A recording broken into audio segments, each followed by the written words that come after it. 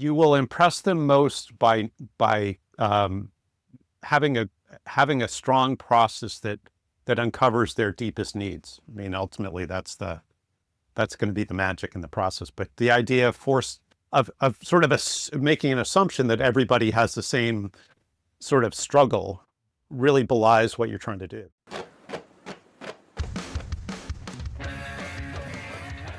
Oh yes, this is the Hardcore Marketing Show. I'm Casey Cheshire, your host for this epic journey. Today's show is sponsored by Ringmaster, on a mission to launch B2B podcasts that create relationships, generate revenue, and drive growth. Ringmasterlive.com. Bam. All right, we are here, and this is going to be a special episode. If you didn't already know, all of these episodes are on YouTube, and you can actually see the video of my smiling face made for radio, but also our guest. And especially today, we're going to be sharing some screens. I will do my best to describe things, but you're going to want to hear it because we are going to give that uncandid, hardcore feedback, if you will. And I'm keeping it very mysterious. I'm keeping it mysterious. I'm just letting you know that there will be visuals and you might be able to see them. If you can't see them, don't worry. I'll describe them. But first and foremost, who is along this journey? Who is on the boat with me today and literally in the boat today? Well, he is back. He is back. He was on episode 222. Imagine that, right? He's back. He's been on the show before. Check out his episode if you want to get the background on him and his life and his story. But he is a marketing leader. He's a strategic connector, a speaker, a mentor. And you know what? He's got decades of experience working with companies that are trying to get into new markets, trying to go global, or the global ones trying to come to the US and figuring out that market entry. He's like a market entry wizard and a trade show genius, if you will. So who is he? What does he do? Founder and chief pot stirrer at Softland Partners, founder and client advocate of Meet. Bill Kenney, welcome back, sir. Thank you so much, Casey. It's great to be here. All right, man. Well, listen, we're talking trade shows today. We're talking booths. We're talking all sorts of things. So the first thing I got to do is pass you the helm. And we do this on the show, and you know, because you were just on here. All right, here you go. Okay, go ahead. Grab Thor's hammer. You got it? Yep. Okay. You have it back now. Take Thor's hammer and smash for me some kind of marketing myth, bogus strategy, misconception. Set the record straight once and for all. Yeah. So for us, the number one myth is really that marketing is about talking about yourself. And so we tend to see these kind of massive headlines around how smart we are and, you know, all these wonderful features that we built into this solution that we have. And it's crazy. And it probably 99% of marketing, and we'll show some examples of marketing where companies are just so proud of what they've built. Unfortunately, that's not ultimately what draws the customer in. Got it. So we've got some samples, sir. You want to do this? Let's do it. You can be as nice to these companies as possible, and I will be as harsh and loving and caring and angry at them as possible. Okay, so we're sharing a screen. Yep. We see a trade show booth for those listening. Again, we're on YouTube. You go check it out. Wow. Okay, what's going on here, Bill? So you can see we have a placeholder where the company name and logo was. So we're protecting the guilty, if you will. Very kind of you. Well, you are trying to do our best. So so the idea here, we've got this trade show booth that has an incredible amount of writing in it, and we'll see all sorts of different examples here. And so I think in order to assess this, we have to ask what the purpose of a trade show booth is for a growth company, right? We're not talking about IBM or Amazon, where people are attracted by the logo. And I'd even argue that prospects aren't generally attracted by logos. Prospects we define as having a need, having money or budget, and having urgency. So those are ultimately if we're aiming to find prospects, in other words, to separate the average attendee from those that, fit the criteria of a prospect, then our messaging should be aimed at that. And I would suggest that no one for a growth company, generally no one is going to a trade show looking for your name. They're probably not even looking for your features. They're looking for the problem you solve or the problem that they have. And so what we tend to find is much better than this. And you think about people that are walking through a trade show, they're walking through at generally at high speed, absorbing lots and lots and lots of messages. And so there's literally probably, I don't know, maybe 600 words here in this. Yeah, let me describe this. I think this will be good. Yeah, I'll give you the comedy description of each of these things so those listening can go, "Oh my gosh," and then you pick it apart. So basically they have the Magna Carta and font seems like 12 on this picture behind one side, and then they have the Bill of Rights on the other side. Literally, it looks like you're visiting the Smithsonian and they've got some, "We the People" up on the wall. You can't read any of it, no formatting. There's a title, like what, and it's in these panels. So we've got these like striped panels, like a golf course grass cut. The company name is mercifully left out, though I would have loved to see that. But you're the kinder soul. We have a picture of I'm not sure who, why the company, and then we have a whole panel, a whole Magna Carta about us, which makes me want to throw up in my mouth. And then we have our services on the right and some dumb pictures.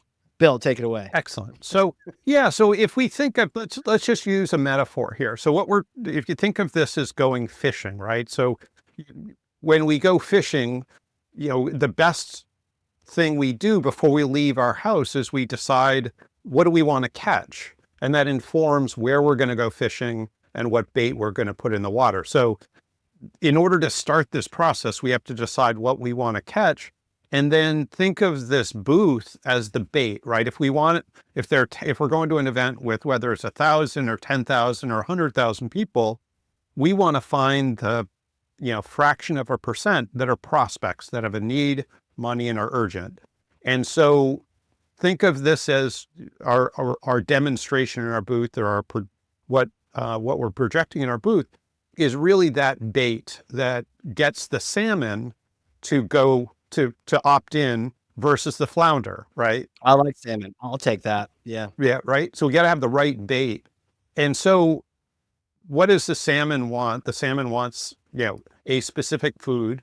And so we need to put it out there for them, and that's usually going to be a headline that is easy to read as they're running past. And remember, half the people that go to trade shows are introverts. So they're not looking up very often from their shoes. So we want a headline that is really clear and easy for them to understand and opt into.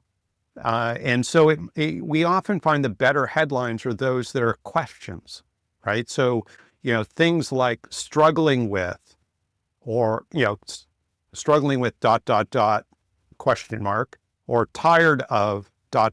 question mark. So tired of, paying too much for X, or struggling with your IT security. It could be any type of headline like that. Again, thinking about your buyer persona, and ultimately the question to ask once you know who you're selling to, and that fish you're trying to catch, is what's keeping them awake at night. That should really be what forms your question. And then what's below that supports the question you ask. So the best we've found is an image. So one provocative, large image that supports that question. It could be something that is showing the problem, or it could be something that's showing the solution. Either way can work. And ultimately, the best way to do this and evolve this is to A/B test different ideas. We'll actually do trade shows where in the morning we'll have one display, and in the afternoon have a second display, which is great because then with the same audience, we could get incredibly good feedback. Just the same thing as a fisherman that goes, if fly fishing, that people that go fly fishing they might try up to 10 different baits in a given day in a given, river or lake or whatnot. And so it's really honing your bait here that's important. But again, simple imagery, a simple statement. you might, if you really feel compelled to have some additional writing, you might write your, you know, no more than 3-word, and no more than 3 bullets, your value proposition. And again, your value proposition isn't from your perspective, it's from your customer's perspective. So it's about benefit. What do I get, you know, when this problem is solved? You know, I've saved money, you know, I'm going to be more efficient, more highly profitable, whatever the case is, but it should be really from their perspective. So again, simple. And the idea of this display is simply to get prospects to stop.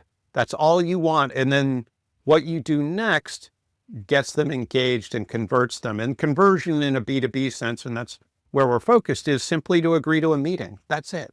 That's all you want. And then none of this, you don't need this again. Once you've qualified the prospect, you move on to the next. Yes, sir. Yeah, a couple things. I mean, this is great.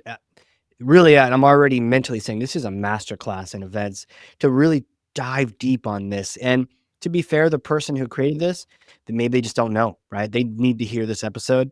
That's probably the only mercy I'm going to give them. And then the idea of booth as bait. Honestly, I hadn't thought of that either. I thought of it supporting whatever you're doing or whatnot, but the idea, very simple idea that you've shared of the goal is to make them stop. And I'm mentally picturing myself walking around Dreamforce or, like a Cloud Force, like mini event. And there's just all these booths and they're all sparkly and there's all these people and giveaways. And I just need to stop for a second to read the bullets or to decide what I want to, just stop first, right? Not overcomplicate it. Just stop. I mean, it's so powerful if that's the goal, then yeah, you blow up this whole booth here and you could put a single letter on each panel and just confuse people, and that might make them stop. Well, but that's different. Getting people to stop is different than getting prospects to stop. It's really easy to get people to stop, right? You have, right. Think of the old days, right? We'd have this attractive woman in the booth, and maybe even scantily clad if you went to specific tech shows. Goodness gracious.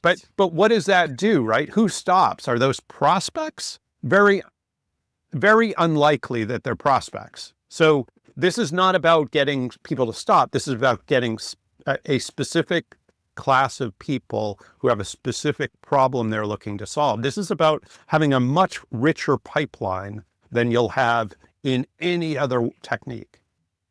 Okay. I thank you for clarifying that, right? This is good. I mean, this show is all about me saying dumb things on the path to saying the right thing. And then, for you to, that's beautiful. It's not everyone stopping, because I can picture myself walking around. It's almost the end of the day. And, I've got 2 kids, and especially when they were younger, it's like, where are the stuffed animals at, right? Mm-hmm. Yes, you can scan my badge. I want your unicorn for my daughter because that'll make her smile. And I'm literally unsubscribing on Monday, right? So you don't want me to stop. No. And I knew this was happening as I was doing it. I'm like, yes, I'm doing the trade, bartering. Here's my email. Thank you for your stuffed animal mug or whatever. And then cool. I know I'm unsubscribing and I'm giving my kid you don't want me to stop. That was too good of a giveaway for not the right person, Maybe we'll get to giveaways, but like, I hear you. It's not everyone stopping. It's like, you particular ideal buyer person we're trying to talk to you, I want you to pause for a second. Well, and it's funny because if we're doing, this is inbound marketing. This is, very simply what's done literally online, right? But we're doing it in person. And the thing you don't see online with inbound marketing, and you don't see when you have your hook in the water, is the fish that swim by, right? And so I think the thing that's physically hard about this for people, but the measure of success is actually when people don't stop. That's the measure of success in a booth like this. Is you want to really create a situation where only your prospects opt in. When you get it right, here's the experience I have when you get the messaging right, is people walk about halfway or 2/3 of the way by your booth. They stop for a moment, they ingest it, and then they walk in. And it's a totally different reaction 100%. than you get with, if you had giving away an iPad or something like that, right? Oh, I'll take an iPad, or you're giving away free coffee, or, I mean, there's zero level of qualification that's put in place for those types of giveaways. It's funny you describe. It's almost like you're the trade show whisperer as well. I'm gonna keep giving you titles until you're full of them. Yes, I expect all of these, by the way, to get on to LinkedIn headlines they soon will after the soon. Yeah. podcast. Uh, I've literally, as you're describing it, done that where I've walked by, I'm looking at the thing, and you mentioned this earlier, the idea that half the people walking by are introverts. I'm not even an introvert, and I'm still doing the same. Like, do I want to even engage? Like, and oh God, I'm looking at the bullets. Are they looking at me? I Right. don't want. I'm gonna walk by a little bit more, so you stop looking at me, and then read your bullets. And then if they're a fit, I'm gonna come back. What's funny? I remember seeing bullets. I mean, it's like a great example at some of these trade shows with Salesforce, because they'll give you a logo sign and 4 bullets if you want them.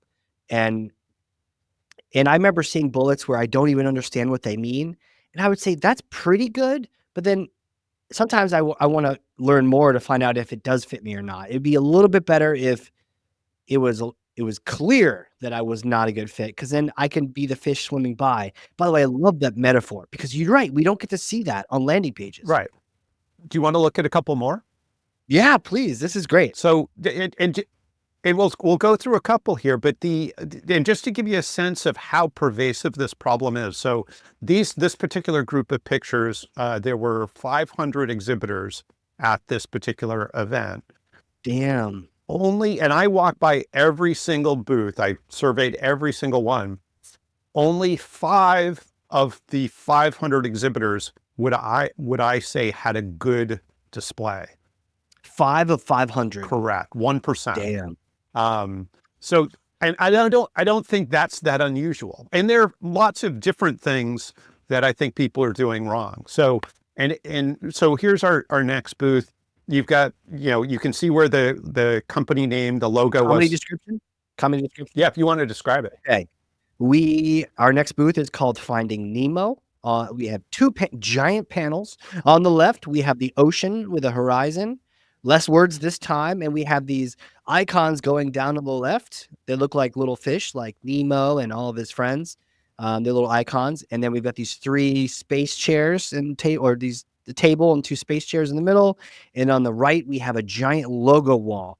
Now it does say HR and Payroll Technology Solutions, and then it says all of our partners, some of our clients, and then it's like a very sparse as compared to the last one. Bill, take it away. Yeah. So again, this is about the seller, right? It's saying what they do and who their partners are. In fact, it gives the features of their services. There are no benefits here even. These are, we consult, we implement, we integrate. It doesn't. There's no benefit. What does that mean, right? Like that could be any industry anywhere. Yeah. And so, yeah, great. Your HR and payroll technology solutions, but there's really no understanding of the problem you solve, and there's no differentiation from anyone. So again, I think, looking at this very simply, would prospects stop in here? I think you're going to get a general or an average attendee will stop. It won't be somebody who is, because you want people who are urgent to solve a problem, people who have a really a dramatic HR payroll problem going on, right? Their payroll providers messing up, or their employee information is being, somehow hacked, or who knows what, but they have a fire burning. And those are the people you want to attract. And that's not going to be obvious to the attendee as to why should I stop here? This is a great example. Both panels say HR and Payroll Technology Solutions. And you're right. Like the idea of consult, implement, integrate, it's some buzzwords, but like, why would I stop in here? I mean, thinking of my own company, we have payroll, and okay, but like, what problem does this solve? Yeah, okay, you integrate with Sage and with Workable and Flare. Cool. So what? I don't care. Why?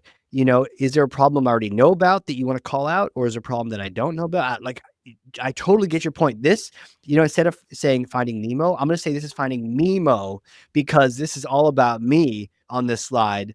and nothing to do with, but oh man, this is like a where's the beef booth, because I don't know what the hell you do. Yeah, and it's graphically reasonable. It's not Yeah, overwhelming, and right. very different from the one we just looked at, but still very much missing the mark. It's not going to attract prospects, and in the end, that's our very simple measure. 100%, I would put money down. The only thing that brings you into this booth is they've got some, I don't see them on the stand-up table, but some kind of tchotchkes. They've got the blue and green unicorn that I'm gonna get for my daughter. They're probably using that gift as a crutch or something, because otherwise there's no reason on the planet to stop by this booth. Yeah, I mean, they might have people in the hallway pulling you in, which is even worse, right? Because that's not qualifying. No. That's terrible. You have a pulse? Come on in here. Exactly. And I go, "Do I wanna hang out in an HR payroll technology solution booth? Not really." That is the call. Well, should we look at another one? Yeah, please. All right, let's do it. All right. Oh, actually, can you go back? Just real quick, what would you add to the Finding Nemo booth? Like, what if you did like one? This is simple. Yeah, no, I think again, I'd go with very simply a headline, right? So something, in this case, you know, struggling, and obviously you want to find out, thinking of the buyer persona, what's their worst problem, and it might be, payroll delivery, struggling with payroll delivery, struggling with on-time payroll, struggling with, high costs of payroll. It could be any of those types of things, but ultimately, having that strong headline, very simple, less than, 3 words is great. Like the perfect headline of all time was like "got milk," right? That was like so wonderful. So think of that, right? You just simply want people to respond to that, headline that is very specific to your customer, and then from there, it's just a simple, again, a really interesting image that brings them in, but probably doesn't take away from the headline. You want the headline always to be very prominent. And then if you need to have some bullets, then again, no more than 3 words and 3 bullets that are your value proposition, top things that support the headline. But again, no features, only benefits. That's the real key. You know what? And for love of all that is good, get rid of these bullets that say nothing. Consult, implement, integrate. Like if it says, you know what? When I did my book, I had too many words, and they said, okay, well, I'll tell you what, you're over by 10,000 words. You could keep them, but it's going to be 5 cents a word, you know, or something like, yeah, something stupid. So I would look at a paragraph or even a part of a chapter, and it's like, oh, the history of advanced dynamic content. Yeah, do I wanna pay, $800 to teach everyone the history of no, it's gone. So, almost like if people could, like, this consult, implement, integrate just angers me. I understand the logos on one side, but gosh, what a miss. If you told me I could only use the ingredients that were on this, I would eliminate everything except for HR and payroll technology solutions. Yeah, fair. Because again, that at least makes the room smaller. Because that's what you're trying to do, is just how do we make the room smaller? But I wouldn't, that wouldn't be ideal still. Yeah, solutions to what? To your point. Right. And you know what? I was trying to make up a headline that would be great for that booth, but I can't, because I'm not the buyer. And I think, to your point, you gotta go talk to them and find out what is the nagging thing that's driving you absolutely bonkers. Put that on the you know Talk to them and then test it. And actually, trade shows are a wonderful testing ground, right? Because when people opt in, you can ask them why, right? Why did you stop? And they go, gosh, this headline, and okay, so tell me about that. What is it? What is it that, whether it's, what's challenging you with your, the delivery of payroll or whatever. And then when people don't opt in, you meet somebody, an executive that you think might be a prospect, is you ask, what are you struggling with? What are the big things that are, you're really looking to solve? And you can understand more of what communication is important, and what communication is really compelling to people. 100%. Let's do it. Let's thrash somebody else. All right, here we go. So do you want to describe this and then we can hop in? Yeah. Welcome to Legoland. We have this, actually, you know what? This is a solitary confinement cell. I feel like you're in a zoo. You're on display. It is like a carve out. There's a desk with blue. The logos. It says "Delivery Made for You." So this is blue desk. There's a blue wall. Perfect partner on the wall. Perfect partner on this other side to grow your business. Logo, location. A bunch of really uncomfortable looking blue high chairs and a couple high tables to sit down at. And and two graphics, basically the same people. There's a lady in a yellow vest, and there's a lady in overalls holding a package. Still no idea what they do, but it's delivery made for you. Bill, take it away. Yeah. So this is an amazing, I mean, actually, it's a graphically nice looking booth and all that. Yeah, and I think like the other booths, they have printing below desk height, which is a huge no-no. Oh, I see that. You're right. To grow your perfect harder to grow your burp. Yeah, no idea. Yeah, everything gets cut off. But yeah, the challenge is they use very nondescript headlines, right? So the perfect partner. What business wouldn't say no, we're not the perfect partner. So yeah, I mean, they're a logistics business. That's not really clear. This is, I think, again, we'll kind of keep hitting the same theme, and it may be good to jump next to a booth that is good, and that way we can get a comparison. The perfect partner it's like written in wingdings for those listening and from the 90s. Like the font is crazy. So it's like someone got creative with how to have a different letter in a different font. Every letter in perfect partner is like a different thing. It's like they spent 80% of their time designing the perfect partner and 0% time describing how they are. Yeah, and the image is probably not ideal. I mean, because it's really hard to know what transactions going on there. So, yeah, Are they like an Amazon partner? I don't have no idea what they. it's hard, really hard. It's really unclear. And if you were, you'd have an Amazon logo probably somewhere there. But yeah, Hey, they have some fine print at the bottom too, way below desk level. delivery made. Yeah, No, like in the back, down under logo location. Do you see that? Or maybe it's covered up by a little bit of a. yeah. Oh, even smaller print. Yeah, I see. I can't read it though. Yeah, no Yeah, one's seeing that. no, no. Well, and you think about it, you really don't want anything below desk or table level, because no one sees it, or it's broken up. So Well, would this get the right person to stop? I guess no, back to your checklist. The right person doesn't know it's them. Hey, anyone with a business, we're gonna be your perfect partner. Really? right. And I have a business that doesn't ship anything, so yeah, What do you feel about the clip art? I mean, I'm not the buyer, so I can only partially judge. But it's the back of a delivery person and the front of a happy recipient. I guess is your customer. I don't know. that's what we're thinking.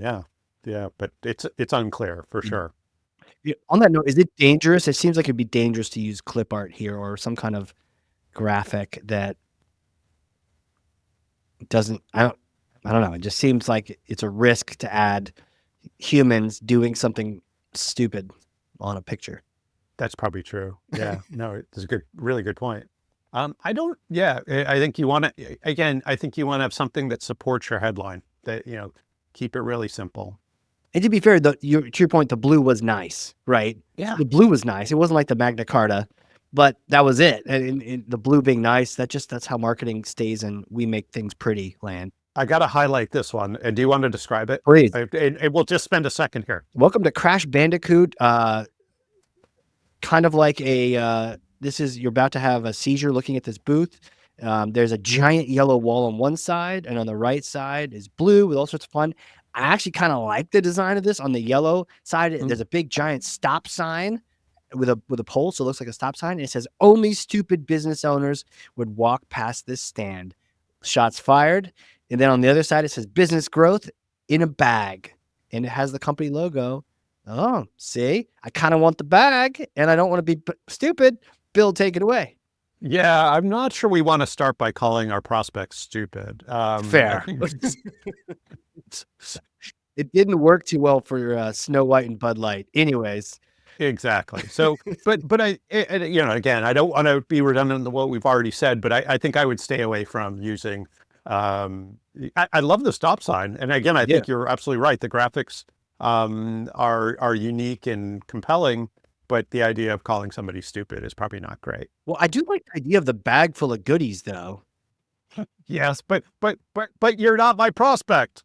So yeah, I should say having these things that don't, that this the bait that um isn't really solid. Yeah. Now, if they had said, this bag is great for SaaS founders of companies such and such size in these industries, it's money. For everyone else, it's poison. It's something like that. Yes. Maybe. Yeah. All right. So here's an example, and and I would say it's still got ways to go in terms of being perfect. But here's an example of what I would say is a good display. Okay. New booth for everyone. New booth, pink and purple. And they've got definitely on one side says IT is dead. On the other side, overwhelmed by M365. And we all know what the hell that is. And yes is the answer to that. Bill, tell us about this booth. Yeah. So the thing that to me that really excites me about this and made it one of the 5 of 500 that I would say is good, again, not great, but good, is that number one, it's simple, it's easy to see and read, but more than that, and I would have just used the banner on the right and just made that 10 feet wide instead of 5 feet. Yeah. But overwhelmed by M365, absolutely wonderful, great headline. Yes. Set them totally apart. So and then their bullets below. We relieve your pain. We don't just provide software solutions. We help solve your business problems. Again, those were kind of generic, but they won my heart by starting with a question that only their customer would be challenged by. And if you don't have 365, you're walking on, and that's okay. Please, yeah, if you're using Google Cloud, we can't help you. Yeah. For the record, I'm on Google, and it's so much nicer. But I would see this, I would go, yeah, totally, and I'd keep going, but I wouldn't waste your booth time or take your thing. Yeah, we're a Google house too, but I stopped. I wanted to talk to him. I loved it. Yeah. So, but that's really it. It can be this simple. Yeah.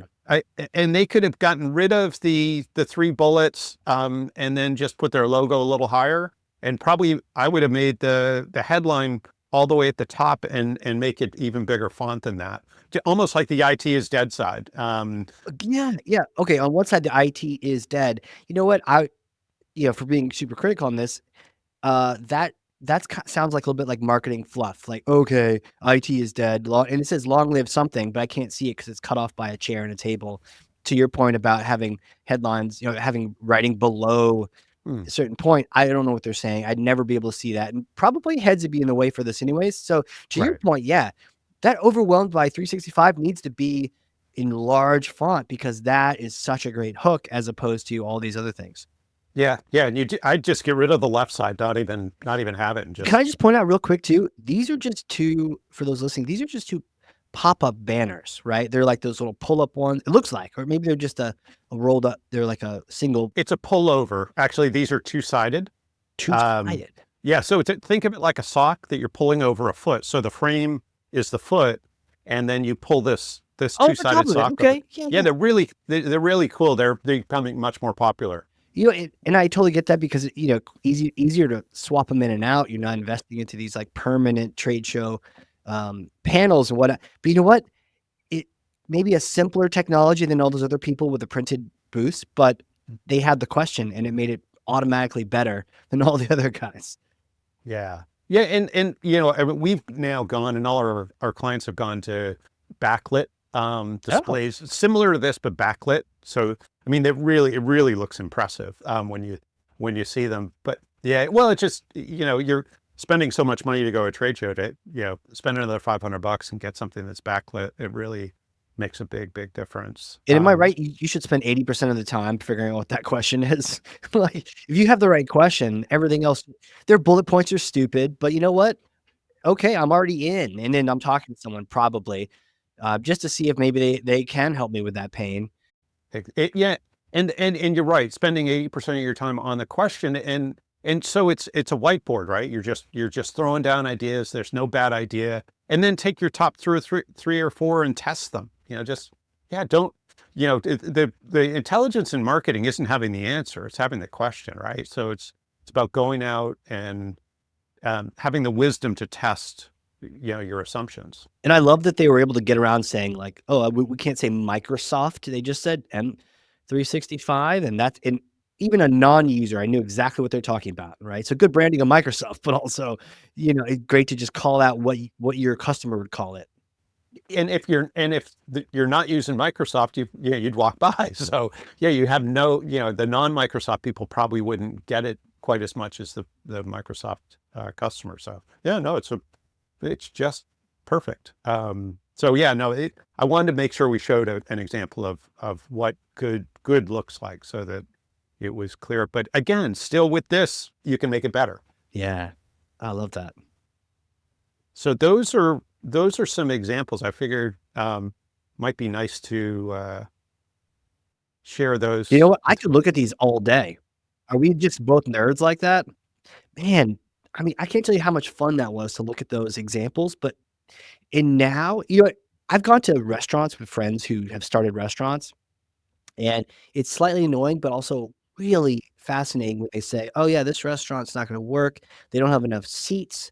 They don't have enough tables. They're not gonna really turn a profit, blah, blah." Like, they just kinda can walk in there and go, "This is what I see," and it's just fascinating to learn about the world behind it. I felt the same thing happening with trade shows where you were calling this thing out, and I had been sort of at a surface NPC level, just sort of walking the thing and reacting how I normally would react. But I think now you've broken myself and everyone listening to this, because now we can't just walk in there anymore. We're gonna see, did they ask a question?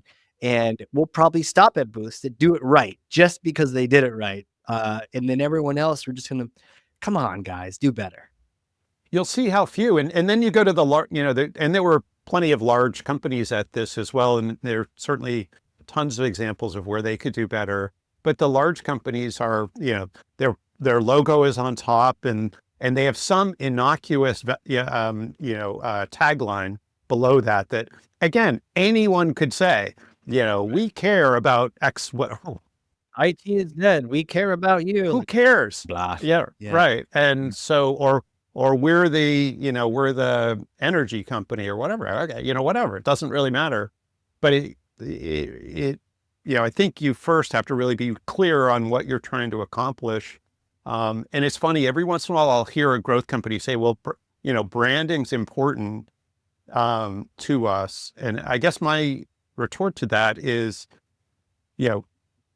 branding's expensive. I would think if you're a growth company, customer should be your number one priority. Is, how do we get more? And it's not even just more prospects, it's high qualified prospects, right? It's prospects that, are gonna be faster in the sales cycle than, the kind of the average suspect. And Totally. And I think we could even just state it here. I mean, if we were doing a wager, 100%, I would bet money on a booth that had no branding whatsoever, but had that question nailed. yeah, Just struggling to get an email, to deliver results or something like that, versus some booth that was like, "Hey, look at us, we're MailChimp." Okay, I know MailChimp, I don't really care. right. Versus someone, "Oh, this booth, no brand whatsoever." I 100% would put my, I'd invest there, because you want to, oh man, to go after the people like that. Yeah, no, you're absolutely right. You could have zero logo, zero brand identification, but nail the question and get much better results. Yeah. You'll even have your competition signing up or being like, "Who the hell are these guys?" Like, what? They're doing great. I love that. Okay. So, couple questions for you. What's your take on giveaways? We've talked a little bit about them. What's the right way to approach that? Yeah, don't have anything. Don't have any of them. No. Oh, shots fired, people. Okay. Yeah. So, and I say that. So, yeah, I think don't. So, everything you have in your booth distracts from the message you're trying to create. So, let's just, if you want prospects to stop, you need to make it really easy. Think of a billboard, right? A billboard, the most effective billboards have the least amount of writing. And the most effective actually probably just has a really good picture and probably 2 or 3 words. Again, got milk.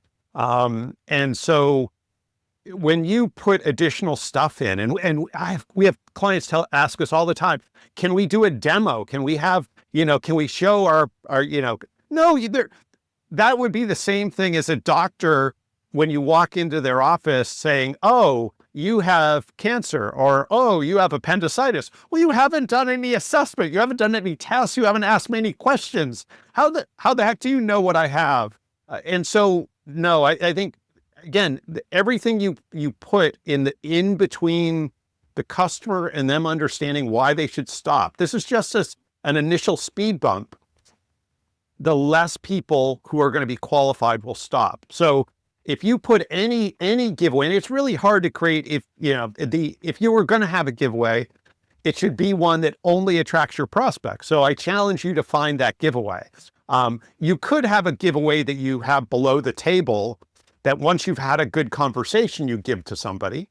But I'm going to go a whole nother route with that, because that's too long of a conversation in a booth. So again, in B2B, so if we have salespeople in a booth, which is the traditional thing that people do, a sales conversation at minimum is 15 minutes, right? So again, think if you're at an event with 10,000 people, which is a mid-sized event, then a salesperson, one person can only have at most 32 conversations in a day. If we're say that a good conversation is at least 15 minutes, that's not enough. We want to find the prospects in the room. So if we have that provocative headline, you want a transaction that happens. You want a 1 to 2 minute transaction so that I can talk to 300 people in a day, and at 10 times, 20 times more than what a salesperson would talk to. And so that's really the idea, is that you want to have a really good headline. And just like you would online, you want them to opt into something, right? An assessment, an evaluation, a white paper, sign up for the webinar that's happening next week on this topic, right? Concerned about, whatever the new regulation is, or, something that again has content behind it that allows you to begin nurturing that prospect. You know what? I got to tell you, man, the kind of combos that blow my mind happen every so often on this podcast. And this is one of them. The idea of not wanting, and I've done this wrong so many times. So everyone listening, you're probably with me too. I have been in a booth and I've been good at getting everyone to chat with me and having longer conversations. Yeah. Almost like the win is a longer conversation, but it's not. To your point, it's a limiting factor. So I really want to have a 1 to 2 minute conversation, and then everything else can get pushed to getting that call scheduled or something like that, or that next. You want it. Well, so you grew up in New Hampshire, Yeah. so you know about lobster traps, right? So Yeah. I grew up on the coast of Massachusetts. I had lobster traps as a kid. Lobster traps are multi-staged traps that bring lobsters in. They take lobsters on a journey, essentially, to get to the various stages within the trap. And I'm not saying we're trying to trap prospects or customers. That's not my goal. But the real point is that the process of bringing somebody, whether you're identifying prospects online or in person, you're taking them on a journey, and you really need to think about what that journey is. But it's sort of, think of it almost like if you're looking for a job, you have a resume. The resume only has benefit before you schedule an interview. It has no benefit. Once the interview is scheduled, you can throw it away. It has no significance. And I would say the same thing is true of the booth. The booth's job is to identify prospects. Once you've identified the prospect, then they should continue to the next stage of the journey. And the idea, though, of doing a demo in a booth is the most asinine thing we see people do, because you're making so many assumptions, and you're selling features. Look at how smart we are. How smart you are is how well you understand the customer problem and what it's costing them. And any B2B sale has multiple buying influences. So if you haven't talked to those influences and understand the problem from their perspective, your sale is, if you get one, is superficial. People think you make sales in booths. You don't. The sale happens weeks and or months after that, because you've heard them, not they've heard you. Man, I'm often trying to make the sale in the booth. I'm often trying to see how far down the pathway we can get them in the booth. And I remember some more tactical trade shows where I had to try to get people to sign up. This was when it for like a more of a B2C thing, but I was trying to get people to sign up, and I could only work with so many, depending on how many clipboards I had, right? And I had in Maine, by the way, I cleaned up in Maine. I had 2 clipboards going at the same time, but that was still 2 clipboards, and, and people would be walking by that maybe I could have worked with, but I only had limited space. Instead, we should be trying to collect them, identify them. They're the right prospect, they're the right target, and then get them down the process. Love that. And B2C is going to be different. I mean, my comments are very much geared towards B2B, where you're dealing with a client with this, it's more strategic and more, you really need to get into and understand, their problem, and it's usually, where the solution has some customization to it, and where, you can really, it Yeah. needs to be tailored to the client. But to that point, we're probably trying to treat our B2B trade shows like B2C trade shows, like we're going to get them to buy the tuxedos on the spot, sign up, register, come to the store. They're not. They're not going to be able to purchase this thing. Let's stop deluding ourselves. They're not going to buy the $100,000 software right now in the booth, right? Put the DocuSign away. This is a longer conversation.